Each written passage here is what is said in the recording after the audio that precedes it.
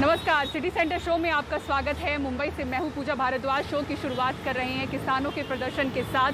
हरियाणा के हिसार में दिन भर चले किसानों के प्रदर्शन के बाद आखिरकार प्रशासन ने उनकी मांग मान ली है। 16 मई को हुई हिंसक झड़प के बाद जो किसानों पर मामले दर्ज किए गए थे उन्हें वापस लिया जाएगा। इसी के साथ ही साथ प्रदर्शन के दौरान हार्ट अटैक से जिस किसान की मौत हुई थी उनके परिवार को नौकरी देने की बात सरकार ने कही है। हिसार में ये किसानों के जश्न की घड़ी है। आखिरकार जिला प्रशासन ने उनकी मांग मान ही ली। इससे पहले संयुक्त किसान मोर्चा और आला पुलिस अफसरों के बीच लंबी बैठक चलती रही। सरकार 16 अगस्त को किसानों के खिलाफ दर्ज किए गए सभी केस वापस लेने के लिए तैयार है। इसके अलावा जिस किसान की मौत हुई उसके बेटे को नौकरी दी जाएगी। सुबह सवेरे हिसार में हजारों किसान जुट गए। वो 350 किसानों के खिलाफ FIR किए जाने से नाराज थे। हालांकि इस दौरान उनके बीच न तो कोई शारीरिक दूरी दिखी और न मास्क की कोई परवाह। हरियाणा प्रशासन ने किसानों के घेराव को देखते हुए हजारों सुरक्षाकर्मी तैनात कर दिए। इनमें रैपिड एक्शन फोर्स के 3000 जवान भी थे। कोशिश थी कि किसान कमिश्नर का ऑफिस न घेरें। उधर प्रदर्शन के दौरान ही हिसार के उगलान गांव के किसान रामचंद्र खरब की वहीं पर मौत हो गई। प्रदर्शन के दौरान किसान नेताओं ने तीनों कृषि कानूनों के खिलाफ अपने आंदोलन का खाका भी पेश किया। कहा कि किसानों का आंदोलन अगले लोकसभा चुनाव तक जारी रहेगा। क्या मंदा होगा आंदोलन? हमने तो भाई तैयारी कर दी। जून 2024 तक काम प्लान बना कर चल रहे। हम कच्चा प्लान नहीं। अब हाँ, हम तो आगे 22, 23 और 24 3 साल का प्लान बनाकर अभी से चलेंगे। किसान आंदोलन के 6 महीने पूरे होने पर संयुक्त किसान मोर्चा ने इस प्रदर्शन का आह्वान किया। हिसार में किसानों की जीत ने आज धीमे पड़ते किसान आंदोलन में एक बार फिर नई ऊर्जा लाने का काम किया है। किसानों का अब यह कहना है कि आने वाले दिनों में किसान आंदोलन में एक बार फिर से तेजी लाई जाएगी। लेकिन क्या हिसार की जीत किसानों और सरकार के बीच वार्ता शुरू करने में कामयाब होगी? सबसे बड़ा सवाल यही है। कैमरा पर्सन सचिन गुप्ता और सहयोगी संयम जैन के साथ मैं अक्षय डोंगरे, NDTV इंडिया। ताउते तूफान के दौरान अरब सागर में बार्ज और टग हादसे में मारे गए कुछ लोगों के शव इतने ज्यादा खराब हो चुके हैं कि उनकी शिनाख्त नहीं हो पा रही है। ऐसे में उन लोगों को बुलाया गया है जिनके लोग अभी भी लापता हैं। DNA टेस्ट उनका करवाया जाएगा ताकि DNA टेस्ट के जरिए शवों की शिनाख्त हो पाए। पलविंदर सिंह अपने भाई प्रदीप सिंह सैनी के लिए तो 10 साल का छोटा बालक दिव्यांशु अपने पिता संतोष कुमार यादव की पहचान की खातिर DNA टेस्ट के लिए जरूरी नमूने देने आया है। अपने छोटे भाई की तस्वीर हाथ में लिए पलविंदर का कहना है कि हमने जिंदा इंसान दिया था, ये डेड बॉडी दिखा रहे हैं। कोई कंपनी वाला फॉलो नहीं लेता। मैं थ्रू कंपनी कॉन्ट्रैक्ट्स में को दिन में कोई कॉल नहीं करेगी। जब भी बोलेंगे भाई आके बॉडी आइडेंटिफाई करो, ऐसे बात करते हैं कि बॉडियाँ चेक करने के हमें जिंदा इंसान दिया था आपको और आप हमें बॉडियाँ चेक करवा रहे हैं। संतोष कुमार यादव का 10 साल का बेटा दिव्यांशु नाम पूछते ही फपक कर रो पड़ा। दिव्यांशु को उसके मामा उत्तर प्रदेश के जौनपुर जिले से मुंबई DNA टेस्ट के लिए लाए हैं। लापता मिसिंग बता रहे हैं, कुछ पता चल नहीं रहा है। हम लोग ढूंढ रहे हैं, प्रयास कर रहे हैं, लगे हुए हैं। अभी इनका बड़ा लड़का है 10 साल का, DNA के लिए आए हुए हैं। बोले DNA टेस्ट कराओ तो पता चलेगा। तो DNA के लिए अभी बड़ा लड़का है 10 साल का, उसको बुलाए हैं। ये स्थिति है, बड़े हैं, इन्होंने तो अपने को संभाल कर रखा है, लेकिन छोटा बच्चा है वो खुद को संभाल नहीं पाया। हम इस समय JJ में हैं। JJ का ये मॉर्ग है। यहाँ पर शवों को लाया जाता है जितने भी मिल रहे हैं, और लाने के बाद यहाँ पर औपचारिकताएं की जाती हैं। पहले तो काफ़ी अव्यवस्था थी, लेकिन अब हम देख रहे हैं कि हेल्प डेस्क भी बनाए गए हैं अलग अलग कंपनियों के, जैसे कि ONGC का हेल्प डेस्क है, वहाँ पर पुलिस है, यहाँ पर दूसरे कंपनी वाले बैठे हैं। तो ये कोशिश है कि किसी न किसी तरह से जो भी पीड़ित हैं या फिर जो लापता है या जिनके परिजन हैं उनकी कुछ मदद की जाए। इस बीच पुलिस ने बार्ज P305 के कप्तान के खिलाफ मामला दर्ज किया है, लेकिन जानकारों का मानना है कि P305 बार्ज था जिस पर कप्तान नहीं बल्कि बार्ज मास्टर होता है। बार्ज में अपना इंजन नहीं होता, उसे खींचने के लिए टग की जरूरत होती है, इसलिए वो खुद फैसला नहीं ले सकता था। जो बार्ज मास्टर है, मैं उनको कप्तान नहीं कहूँगा, वो बार्ज मास्टर जो था वो टोटली डिपेंड था मैनेजमेंट और चार्टर के डिसीजन पे। इवन अगर आप उनको नोटिस देंगे कि आप जहाज़ को लेके यहाँ से निकलिए तो पॉसिबल नहीं था, बिकॉज उस जहाज़ में प्रॉपलर नहीं था, वो अपने ओन नेविगेट नहीं कर सकता था। उसको टोइंग के लिए ज़रूरत पड़ती है, जिसके लिए टग और जो भी टोइंग वेसल है वो चार्टर और मैनेजमेंट डिसाइड करता है, ना कि कैप्टन डिसाइड करता है। सवाल सिर्फ यही नहीं है कि ताउते चक्रवाती तूफान की जानकारी होने के बाद भी गहरे समंदर में रुकने का फैसला क्यों किया गया। सवाल बार्ज के बहुत पुराने होने, ब्लैक लिस्टेड कंपनी से खरीदे जाने और उसकी फिटनेस पर भी उठ रहे हैं। यही वजह है कि मुंबई पुलिस अभी बार्ज की फिटनेस से लेकर जरूरी अनुमति और बार्ज मास्टर और बेस के बीच हुई बातचीत से जुड़े सभी दस्तावेजों को मंगाकर जांच में जुटी है। पुलिस का कहना है कि कार्रवाई उसके बाद ही आगे बढ़ेगी। मुंबई से पूर्वा चिटनीस और कैमरामैन प्रवीण रोहित के साथ सुनील सिंह, एनडीटीवी इंडिया के लिए।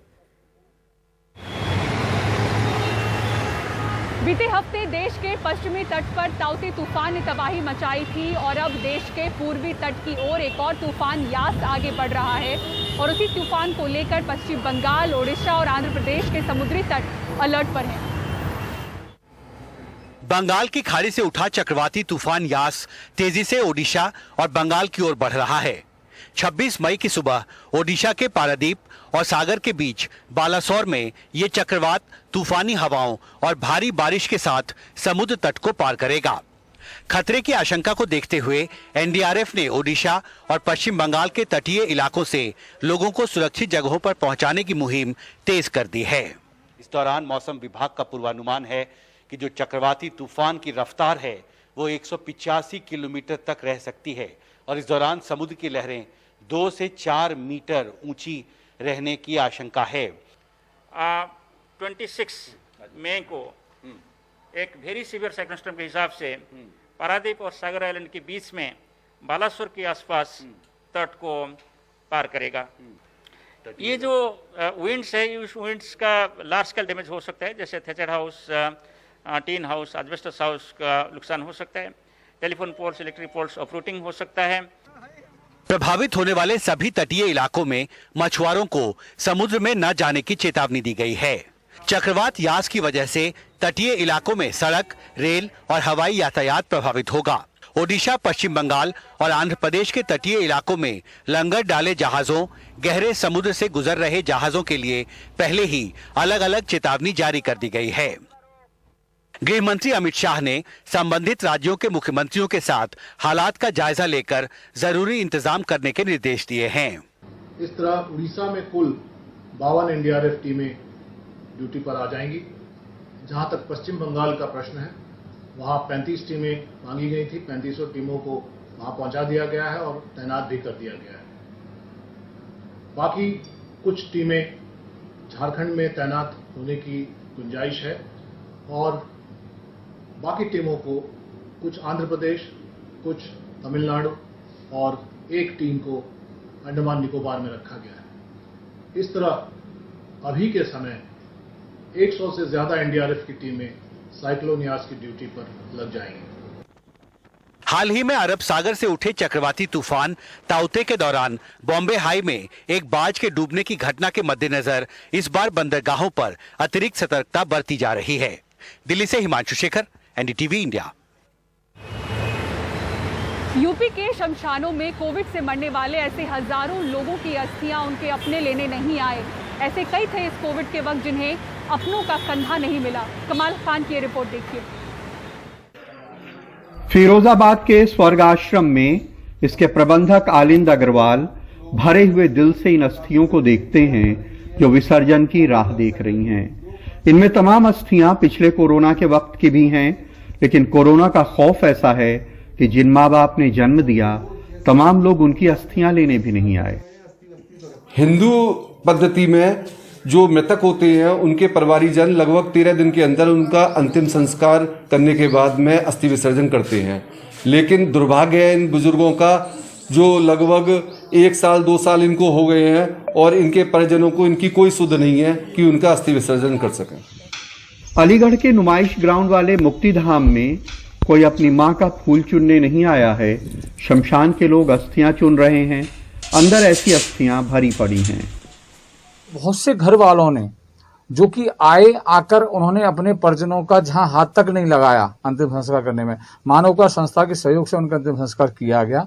लेकिन दुर्भाग्य है कि आज तक इन अस्थियों का उनके परिजनों को इंतजार है, क्योंकि इनको लेने वाले अभी तक नहीं आए। कोरोना से मरने वाले तमाम लोगों को अपनों का कंधा तक नसीब नहीं हुआ। शामली में तो एक महिला के शव को जब कोई कंधा देने वाला तैयार नहीं हुआ तो नगर निगम की कूड़ा गाड़ी शमशान ले गई। तमाम लोग शमशान गए, लेकिन चिता जलते ही वहां से गायब हो गए। आजमगढ़ में शमशान का एक युवक यही बताता है। जो बाड़ी बच जा रही है, हम लोग जला रहे हैं उनका बाड़ी भी अपना अच्छे से नहीं जलाते वो लोग, और उसके बाद भाग जा रहे हैं यहाँ से लोग। और ये यहाँ से जो राखिया लेकर जाते हैं इलाहाबाद, गोरखपुर, कहाँ लेकर जाते हैं, अब वो एकदम बंद हो चुका है।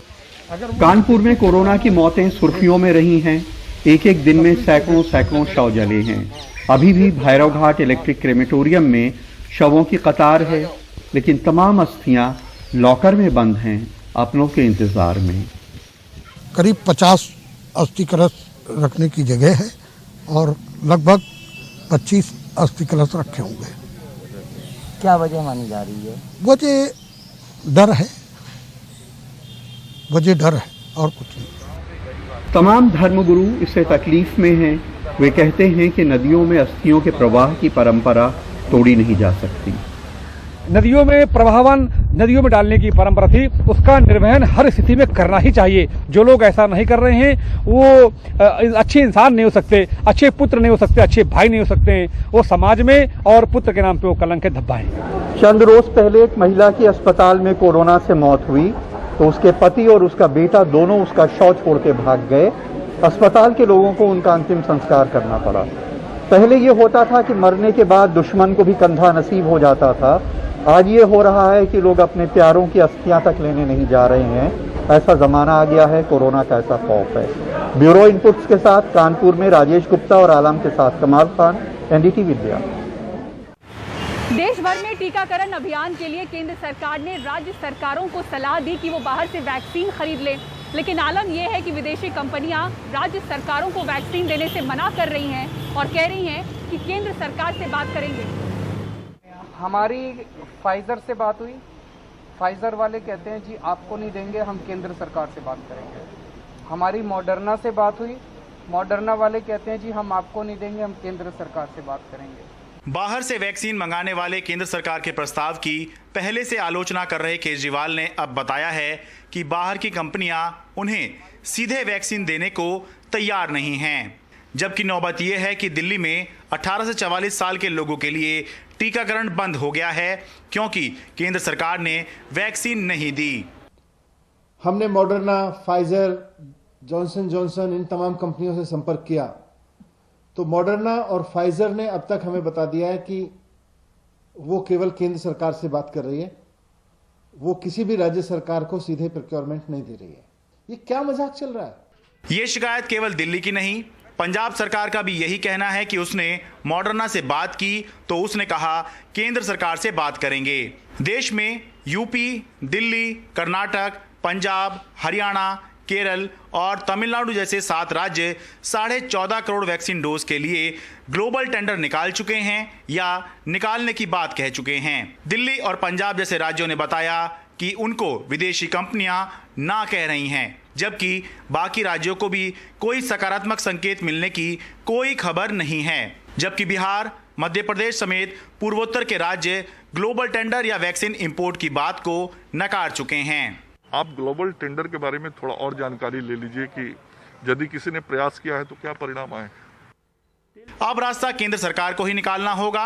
अगर बाहर से वैक्सीन चाहिए तो पहले केंद्र सरकार को उन्हें मंजूरी देनी होगी और उसके बाद खरीद की बात करनी होगी। राज्यों को वैक्सीन का ग्लोबल टेंडर इसलिए भी करना पड़ रहा है क्योंकि केंद्र सरकार ने राज्यों को जो वैक्सीन खरीदने का फॉर्मूला बताया है उस पर राज्य लगातार सवाल उठा रहे हैं। सवाल ये है कि वैक्सीन खरीद सीधा राज्य कंपनियों से करेंगे, लेकिन वैक्सीन किसको कितनी मिलेगी, आवंटन कैसे होगा और कितनी सप्लाई होगी, ये केंद्र सरकार तय करेगी।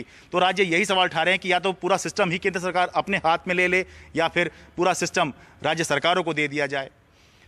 दिल्ली से अपने कैमरा सहयोगी शशिकांत झा के साथ मैं शरद शर्मा, एनडीटीवी इंडिया।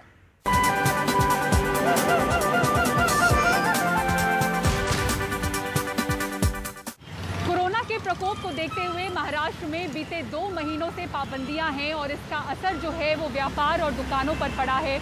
ऐसे में जो दुकानदार हैं वो पोस्टर के जरिए नाराजगी जाहिर कर रहे हैं और सरकार से राहत की मांग कर रहे हैं। मुंबई के अंधेरी इलाके में सुपर शॉपिंग सेंटर की दुकानों के बाहर ये पोस्टर लगे हैं। लॉकडाउन जैसी सख्ती का असर दुकानदारों के कारोबार पर पड़ा है। कॉस्मेटिक और दूसरे ब्यूटी प्रोडक्ट बेचने वाले पंकज निसार बताते हैं कि कई सामान एक्सपायर होने के कगार पर हैं, जबकि ऑनलाइन शॉपिंग जारी है। हम लोग खर्चे नहीं निकाल पा रहे हैं और ना ही धंधा हो रहा है और हमारे से रेंट भी लिया जा रहा है, आधा बैठे बैठे 50% लिया जा रहा है।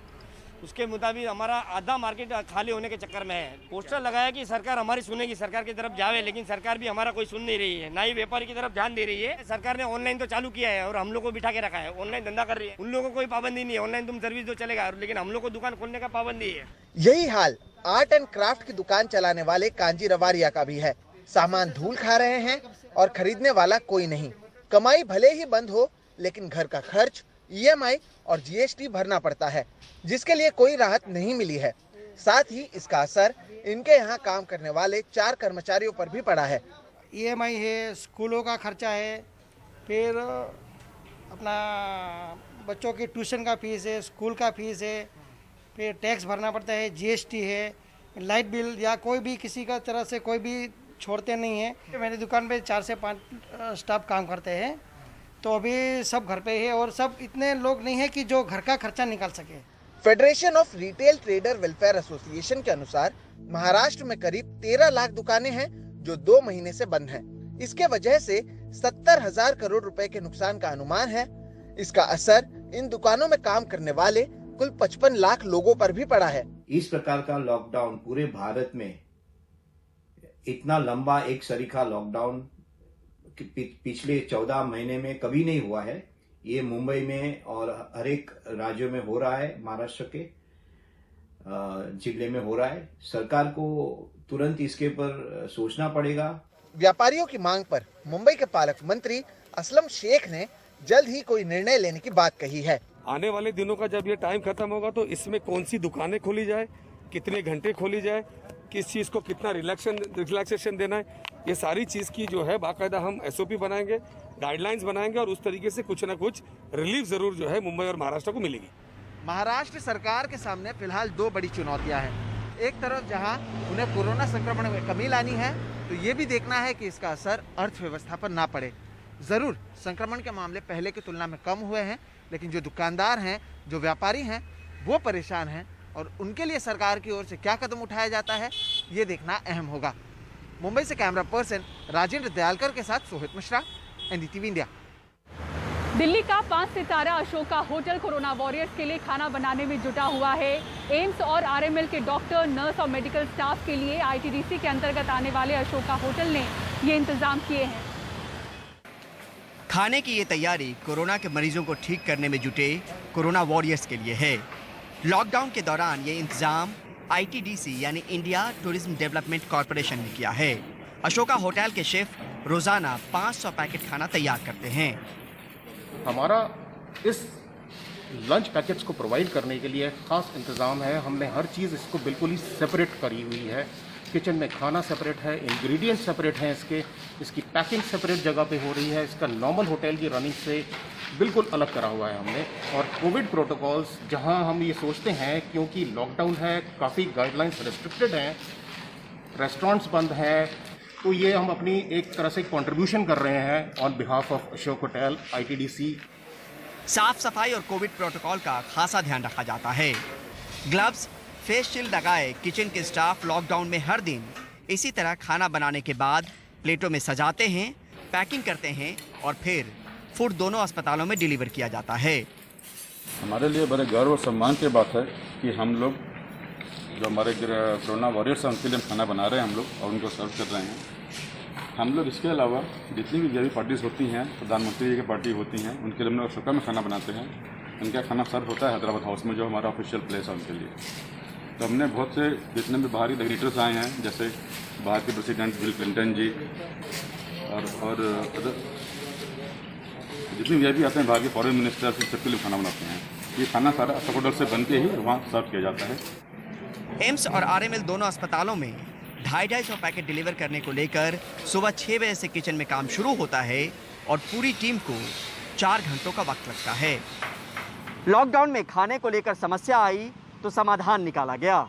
कोशिश इस बात को लेकर कि इलाज में जुटे लोग न भूखे रहें और न ही बीमार ही पड़ें। नई दिल्ली से परिमल कुमार, एनडीटीवी इंडिया। और इसी के साथ सिटी सेंटर की पूरी टीम को दीजिए इजाजत। खबरों के लिए देखते रहें एनडीटीवी इंडिया। नमस्कार।